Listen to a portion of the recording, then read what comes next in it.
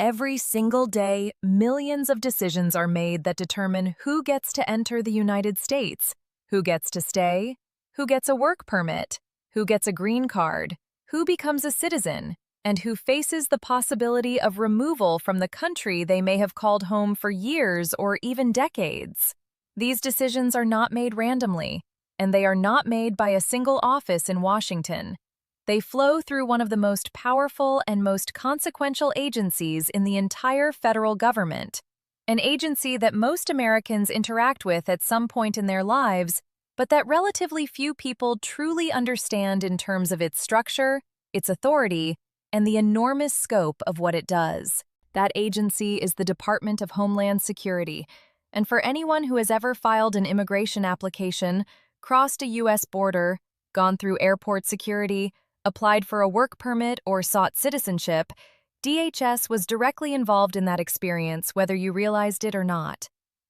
In the current immigration environment, where policies are changing rapidly and where understanding how the system works has never been more important, knowing who DHS is, how it is organized, and what authority it holds over immigration decisions could be the most important information you take away from any video you watch today. Hello everyone, and welcome back to U.S. Benefits Update. I am your host, Claire Hollister, and thank you so much for being here with us today. This channel is dedicated to cutting through the complexity and the noise of government policy and bringing you the clear, plain language information you need to understand the systems that shape your life. Today we are doing something a little different from our usual policy-specific coverage. We are going deeper into the institutional architecture of immigration administration itself, because we have found over and over again in this community that people who understand how the system is organized are far better equipped to navigate it effectively, to know which agency to contact with which issue, and to understand why certain decisions are made the way they are. Understanding DHS is foundational to understanding everything else about how immigration works in America, and today we are giving you that foundation in a way that is complete, clear, and genuinely useful. Here is the context that makes understanding DHS so particularly urgent right now. The Department of Homeland Security is undergoing significant structural and operational changes under the current administration, and these changes are directly affecting how immigration applications are processed, how enforcement actions are conducted, and what resources are available to people navigating the immigration system. Several major policy initiatives that are currently reshaping the immigration landscape flow directly from DHS authority and DHS decision-making, and understanding what DHS is and how it works is essential context for making sense of any of those specific policy changes. DHS Secretary officials have been publicly vocal about the administration's intention to use the full scope of DHS authority to implement a stricter and more enforcement-oriented approach to immigration administration, and the practical effects of that stated intention are being felt across every component of DHS that touches immigration. Families who have applications pending with USCIS, travelers who cross U.S. borders, employers who hire foreign workers, and communities that interact with ICE enforcement are all experiencing the effects of policy directions that flow from the same agency. And understanding the organizational logic of that agency helps explain why so many different immigration experiences are connected to a single institutional actor. To understand what DHS is and why it has such sweeping authority over immigration, we need to go back to the agency's origins, because DHS is actually a relatively young agency in the context of the federal government, and its creation fundamentally reorganized how the United States approached both border security and immigration administration.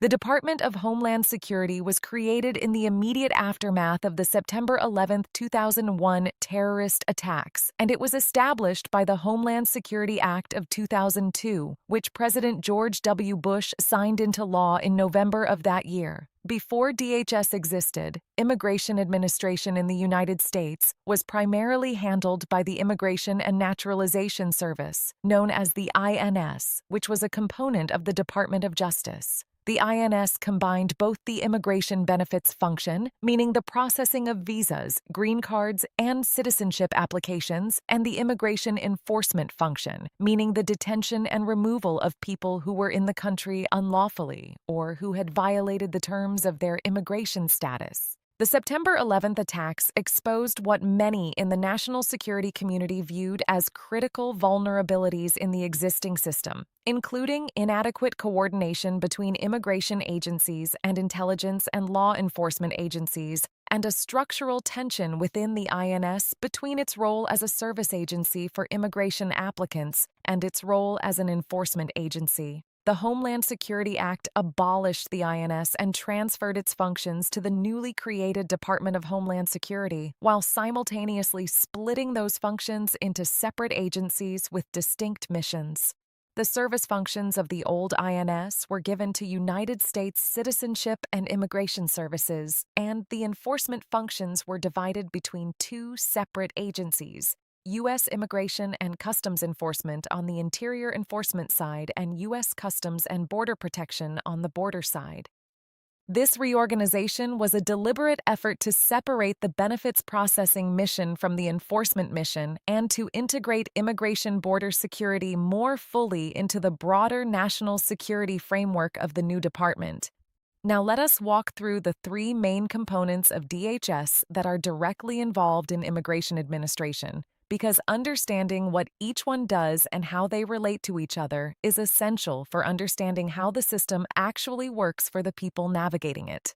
United States Citizenship and Immigration Services, which virtually everyone in the immigration world knows by its acronym USCIS, is the agency responsible for administering the legal immigration benefits system. USCIS adjudicates immigration petitions and applications of all kinds, including family-based and employment-based immigrant visa petitions filed on Form I-130 and I-140, applications to adjust status to lawful permanent residents filed on Form I-485, naturalization applications filed on Form N-400, applications for employment authorization filed on Form I-765, applications for travel documents filed on Form I-131, asylum applications filed on Form I-589, and many other immigration benefit categories. USCIS operates primarily as a fee-funded agency, meaning that most of its operating budget comes from the filing fees that applicants pay when they submit their applications rather than from direct congressional appropriations. This fee-funding structure has significant implications for the agency's operational capacity and for how it prioritizes resources, and it is a subject of ongoing debate among immigration policy experts who argue that the fee structure creates perverse incentives and inadequate funding for the agency's mission. U.S. Immigration and Customs Enforcement, known as ICE, is the principal investigative arm of DHS for immigration enforcement and is responsible for identifying, apprehending, detaining, and removing individuals who are in the United States in violation of immigration law. ICE operates through two main divisions: Homeland Security Investigations, which handles complex national security and criminal investigations, and Enforcement and Removal Operations, which is the component responsible for the interior immigration enforcement that generates the most public attention. ERO officers conduct workplace raids, arrest individuals with final orders of removal, manage immigration detention facilities, and coordinate the physical removal of people who have been ordered removed from the United States. ICE also manages the supervision of people who are released from immigration detention pending their removal proceedings through programs including alternatives to detention that use electronic monitoring and check-in requirements. U.S. Customs and Border Protection, known as CBP, is the largest law enforcement agency in the United States by number of officers and is responsible for managing and securing U.S. borders, ports of entry, and international airports. CBP officers are the uniformed officials who staff the booths at land border crossings and international airport arrival halls, checking the identity and immigration documents of every person entering the United States. CBP also includes the U.S. Border Patrol, which is responsible for patrolling the areas between official ports of entry, including the southern border with Mexico and the northern border with Canada. CBP has authority over not just immigration enforcement at the border, but also customs enforcement, meaning the inspection of goods and cargo entering the country, agricultural inspection, and various other border-related security functions. Now let us talk specifically about how the authority that DHS holds over immigration administration affects the daily lives and immigration journeys of real people, because this is where the institutional structure becomes most practically important. For anyone who has an immigration matter pending or who expects to have one in the future, understanding which DHS agency is handling what aspect of their case and what authority that agency has is foundational to effective navigation of the process. For people with applications pending at USCIS, the most immediate practical reality is that USCIS officers have broad discretion in adjudicating immigration applications, and the exercise of that discretion is shaped by policy guidance that comes from DHS leadership. This means that the policies and priorities of the current administration can significantly affect not just how quickly applications are processed, but how the substantive standards for approval are applied. Requests for evidence, which are formal requests from USCIS for additional documentation or information from applicants, are one of the most visible expressions of this discretion, and the rate and scope of RFEs issued for different case types varies significantly with the administration's policy direction. Under more restrictionist administrations, RFE rates tend to increase, and the standards applied to specific case types may be interpreted more narrowly, affecting approval rates across various application categories. For people who are interacting with CBP at the border, either as international travelers or as people crossing the border in other circumstances, understanding CBP's authority is essential for knowing what to expect and what your rights are. CBP officers have broad authority to question travelers about their citizenship, their immigration status, the purpose of their travel, and their admissibility to the United States. They can conduct secondary inspections that involve more detailed questioning, examination of travel documents, and review of items in a traveler's possession. They have the authority to deny entry to non-citizens who cannot establish their admissibility, and they have the authority to refer travelers to additional processing for a range of purposes, including identity verification, security screening, and immigration status review. Let us talk about the practical benefits of understanding how DHS is organized and how its authority flows, because this knowledge has direct value for anyone who is navigating the immigration system or who wants to be able to do so more effectively. One of the most common sources of frustration for immigration applicants is not knowing where to direct their questions, concerns, or complaints when something goes wrong or when they need information about their case. Knowing that USCIS is responsible for processing your green card application, that you can check the status of that application on the USCIS website, and that you can submit an inquiry through the USCIS online portal if your case has been pending beyond the normal processing time is practically valuable information that helps people take effective action rather than simply waiting and wondering. Knowing that if you have a question about your experience at a port of entry or a concern about how a CBP officer treated you, the appropriate place to direct that concern is through the CBP website's traveler inquiry system rather than to USCIS, which has no role in border inspection decisions, is similarly practical. Understanding that ICE is responsible for interior immigration enforcement, and that ICE has a separate set of priorities and a separate chain of command from USCIS helps explain why having a pending application with USCIS does not automatically protect someone from ICE enforcement action in all circumstances. This is one of the most commonly misunderstood aspects of how the immigration system works, and it is one where confusion can lead to people making incorrect assumptions about their level of protection from enforcement while their cases are pending. There are specific forms of protection from removal that exist for certain categories of people with pending applications. And understanding these protections requires understanding the relationship between USCIS and ICE and how decisions about prosecutorial discretion are made within the DHS framework.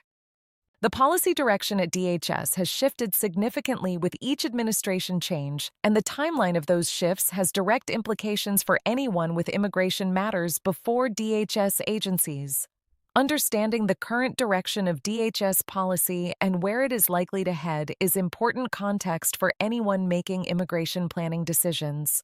The current administration entered office with a stated commitment to more aggressive immigration enforcement across all DHS components, and the implementation of that commitment has moved at a pace that immigration attorneys describe as among the most rapid and comprehensive policy shifts they have observed. Within the first weeks and months of the current administration, DHS issued a series of policy memos and operational directives that significantly expanded the categories of people considered enforcement priorities for ICE, reduced protections from removal for various categories of people with pending immigration cases, increased scrutiny of applications at USCIS, and directed CBP to apply stricter standards at ports of entry. These changes have continued and in some respects intensified over the course of the administration, and understanding their cumulative effect requires understanding the organizational structure through which they are being implemented.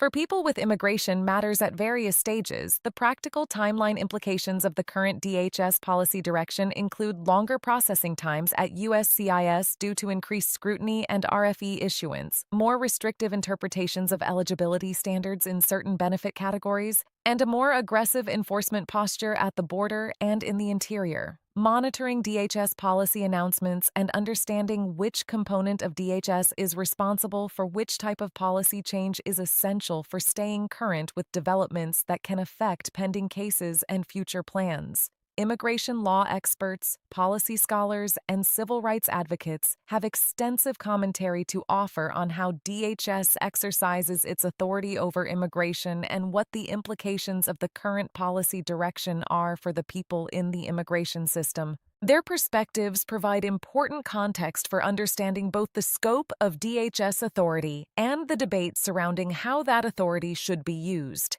Immigration law professors and scholars who study administrative law have noted that the breadth of discretionary authority that Congress has granted to DHS in the immigration context is extraordinary by the standards of administrative law generally.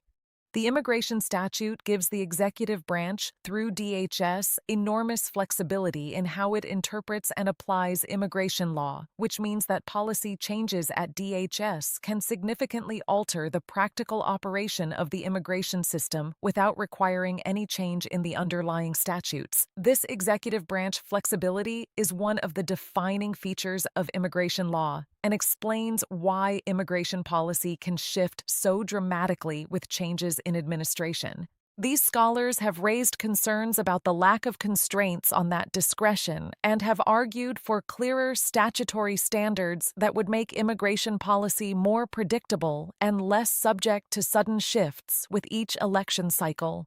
Former DHS officials who served in previous administrations have offered insights into how the agency's culture and operational priorities are shaped by political leadership and how those priorities translate into practical outcomes for immigration applicants and enforcement targets.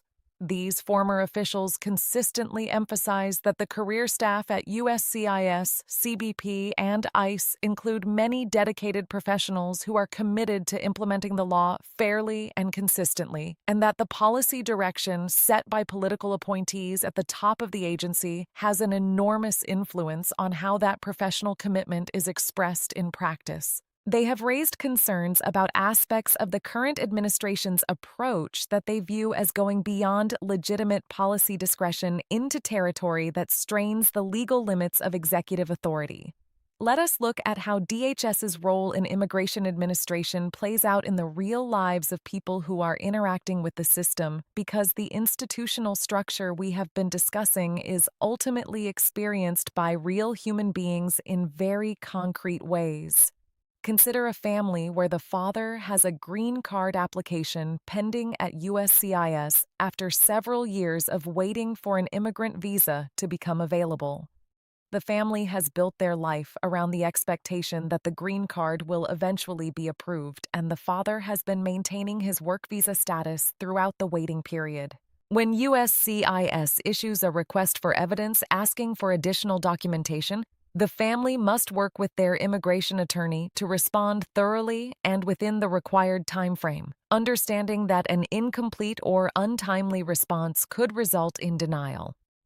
Understanding that USCIS is the component responsible for this decision, that the RFE is a standard part of the adjudication process, and that they have a specific response deadline helps the family manage the situation without panic and respond effectively. Or think about a naturalized U.S. citizen who is returning from international travel and is stopped in secondary inspection by CBP officers at the airport. Understanding that CBP has broad authority to conduct secondary inspections of all travelers, including U.S. citizens, and that secondary inspection does not necessarily indicate any suspicion of wrongdoing, helps the citizen navigate the experience calmly and cooperate with the process while understanding their rights.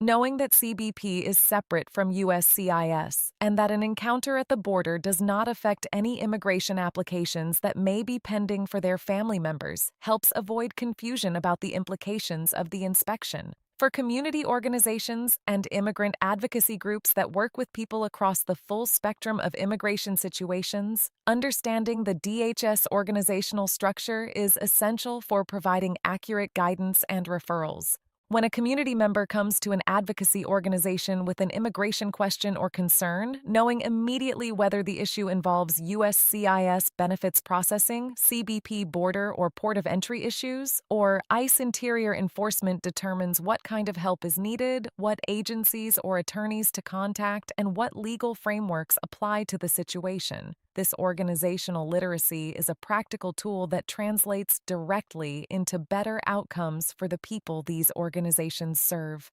Let us close with a comprehensive summary of everything we have covered today.